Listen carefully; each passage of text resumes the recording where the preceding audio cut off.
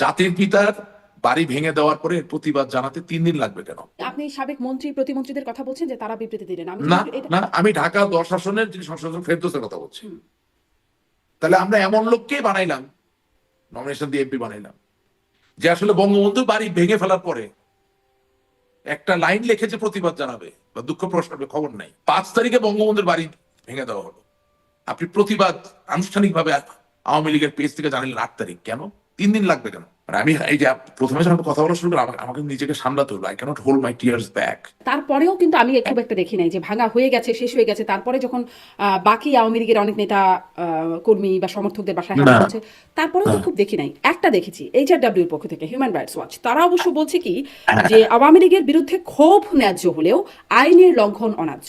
মানে তারা কিন্তু আপনাদের বিরুদ্ধে যে ক্ষোভ জনতা, সেটিকে ন্যায্য বলছে। না, দেখেন, আমি আমি আমি হিউম্যান রাইটস ওখানে যাচ্ছি। হ্যাঁ, বঙ্গবন্ধু তো বাংলাদেশের মানুষের স্বাধীনতার জন্য সংগ্রাম করেছেন, আন্দোলন করেছেন। সেখানে তো আসলে আওয়ামী লীগ বা তৎকালীন মুসলিম লীগ বা জামাতে ইসলামী বা ন্যাপ, হ্যাঁ, বা কমিউনিস্ট পার্টি, এবার নাম ধরে তো আর উনি দেশকে স্বাধীন করেন নাই। দেশটা তো স্বাধীন হয়েছে সকলের জন্য। অবশ্যই বঙ্গবন্ধুর সাথে জাতীয় 4 নেতা, লক্ষ লক্ষ মুক্তিযোদ্ধা, লক্ষ লক্ষ মুক্তিকামী মানুষের ত্যাগ, সাহসিকতার একেবারেই খুবই ধনাত্মক একটা সম্পর্ক ছিল বটে। কিন্তু হিউম্যান রাইটস যদি এই কথাও বলে থাকে যেটা আওয়ামী লীগ, হ্যাঁ, আওয়ামী লীগের রাগ থাকতে পারে। আওয়ামী লীগের উপরে রাগ ছিল বলেই তো 5ই আগস্ট সংগঠিত হয়েছে। কিন্তু সেটার সাথে বঙ্গবন্ধুর আবাসস্থলের সম্পর্ক আপনি স্থাপন করছেন কিভাবে? যদি আপনি সম্পর্ক স্থাপন করেন, সেটা দুঃখজনক, অন্যায়, এটা সঠিক নয়। আর যদি আমাদের গাফিলতির কারণে এই সম্পর্ক স্থাপিত হয়, তাহলে আমাদেরকে তো আরো দায়িত্বশীল হয়তো হওয়া উচিত ছিল। আমি আসলে যে জায়গাটা যেতে চাচ্ছিলাম, যে দেখেন, আমেরিকার যিনি চার্জ দি অ্যাফেয়ার্স, সাপোজেডলি উনি তো বাইডেন প্রশাসনের কেউ না। ওনার পক্ষ থেকে আমার একটা আশা ছিল যে একটা ছোট বার্তা তো উনি দিবেন। কারণ এটা আমি বলছি কেন Sharmin, I was shattered, I am still shattered, এবং আমি একা না, এভরিবডি ইজ শ্যাটার্ড। মানে আমি এই যে প্রথমে যখন কথা বলা শুরু করলাম, আমাকে নিজেকে সামলাতে হলো। I can't hold my tears back. ওই বাসাটায় আমি গিয়েছি যখন আমার বয়স ছিল 10। আমি হাফ প্যান্ট পরা বয়সে আমি আসলে প্রথমবার গিয়েছি। So I have lot of memories. The problem is যে সাপোজেডলি 5ই আগস্টের পরে তো আমাদের পার্টির যে স্ট্রাকচার সেটা যেমন ছিল তেমনই আছে। তাহলে যখন কেউ হুমকি দিচ্ছে যে ধানমন্ডি 32 নম্বর ভাঙা হবে, তখন কি আমার দলের দায়িত্বপ্রাপ্ত, অর্থাৎ আওয়ামী লীগ সরকারের যিনি পররাষ্ট্রমন্ত্রী, আওয়ামী লীগ সরকারের যিনি তথ্যমন্ত্রী অথবা তথ্য প্রতিমন্ত্রী, বাংলাদেশ আওয়ামী লীগের দলীয় ভাবে যিনি আন্তর্জাতিক বিষয়ক সম্পাদক অথবা যিনি তথ্য বিষয়ক সম্পাদক, তারা কি করছিলেন?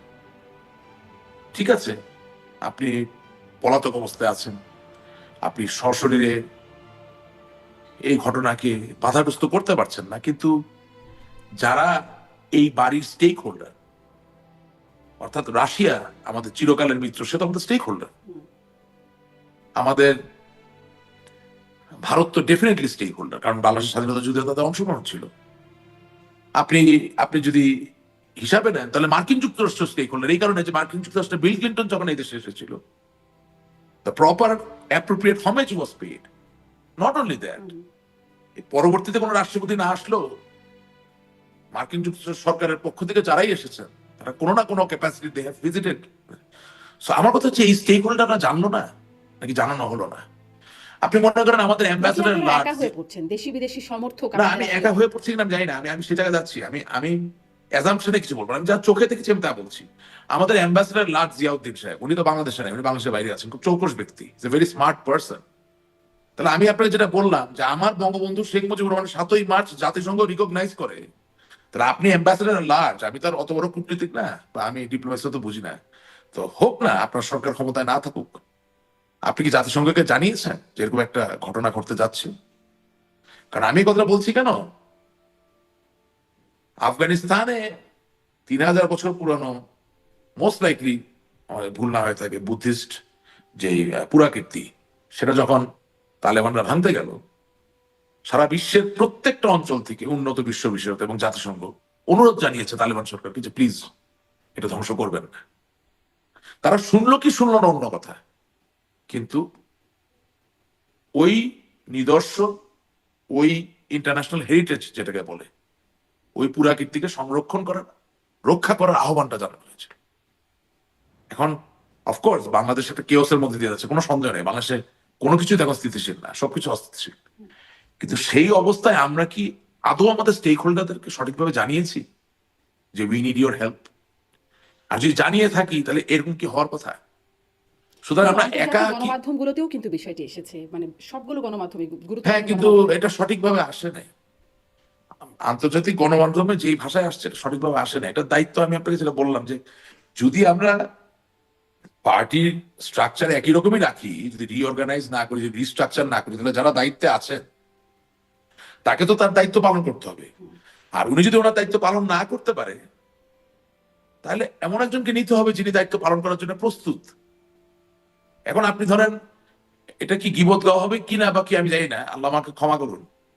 ধরেন ঢাকা 10 আসন, এটার মধ্যে ধানমন্ডি 32 নাম্বার, আমি অন্যের কথা বাদ দিব, কাজটি ঘৃণিত, কাজটি অপরাধ, এর প্রতিবাদ জানাই।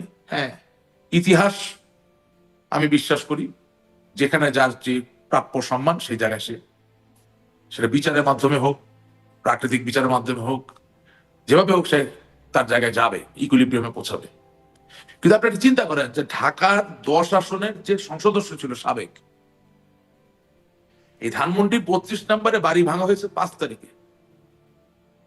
আমি জানি না সে কোথায়, কি অবস্থায়, বাট সে তো নৌকা মার্কা পেয়েছিল, সে তো সেখান থেকে এমপি হয়েছিল। প্রতিবাদটা কোথায়?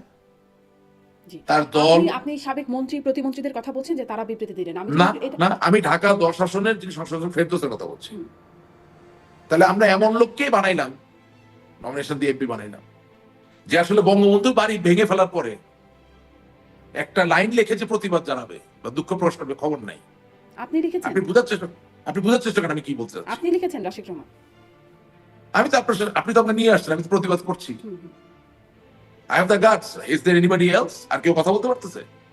আপনি বুকে হাত দিয়ে বলেন তো, আপনি আর কাউকে ডাকেন নাই আমার আগে? আমি তো অনেক নিচের নেতা, আমার তো বড় বড় নেতা ফোন করছেন, তো পান নাই। এটাই বাস্তবতা। আমরা সিরিয়াল অনেক পরে করি, আমি আপনাকে বাস্তব কথাটা বলছি। আমি কি আমার মুখ ঢেকে আপনার সাথে কথা বলছি?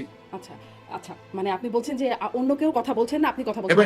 এবং তার থেকে বড় কথা, আপনি অফিশিয়াল যেটা বুঝতে পারেন নাই, আমি আবার পরিষ্কার করে বলি। আমার বাড়ি তো রংপুরের মিঠাপুকুর, আমি আওয়ামী লীগের কর্মী, অবশ্যই আমাকে প্রতিবাদ জানাতে হবে, আমি দুঃখ পাবো, এটাই স্বাভাবিক, এটাই প্রাকৃতিক। কিন্তু আপনি কারে ভাই বানাইলেন ঢাকা 10 থেকে? যে পাবলিক কি বলতেছে, জায়গাটা স্পষ্ট। যদি আমি 5 ফেব্রুয়ারির পরে আওয়ামী লীগের নেতার সাথে কথা বলার চেষ্টা করি, আপনি ঢাকার মেয়ররা আছেন না? হ্যাঁ, কোথায় প্রতিবাদ? কোথায় ঢাকা মহানগরের কমিটিগুলো আছে না? বরঞ্চ রাশিদ রহমান প্রতিবাদ যখন করলেন, ঢাকার সাবেক মেয়র, ঢাকা দক্ষিণের মেয়র ফজলেনুর তাপস তাকে বলেছিলেন কামালকে। আমি বলি, এটা তো জননেত্রী শেখ হাসিনার কাজ না। উনি দিল্লিতে আছেন, স্বাভাবিকভাবে একটা খুবই জটিল পরিস্থিতিতে তিনি আছেন, এটাই বিশ্বাস করি, এটাই মনে করি। 5 তারিখে বঙ্গবন্ধুর বাড়ি ভেঙে দেওয়া হলো, আপনি প্রতিবাদ আনুষ্ঠানিকভাবে আওয়ামী লীগের পেজ থেকে জানালেন 8 তারিখ। কেন 3 দিন লাগবে কেন? জাতির পিতার বাড়ি ভেঙে দেওয়ার পরে প্রতিবাদ জানাতে 3 দিন লাগবে কেন? আমি আমার দায়িত্ব এড়াচ্ছি না, আমি আপনাকে শুধু বলতে চাচ্ছি যে যেটা হয়েছে হয়েছে। যদি আপনি দেখেন যে যাকে যে দায়িত্ব দেওয়া আছে সেই দায়িত্ব সে পালন করছে না, তাহলে সিদ্ধান্ত হচ্ছে দেরিতে তা পরিবর্তন করবেন না এখন তা পরিবর্তন করবেন।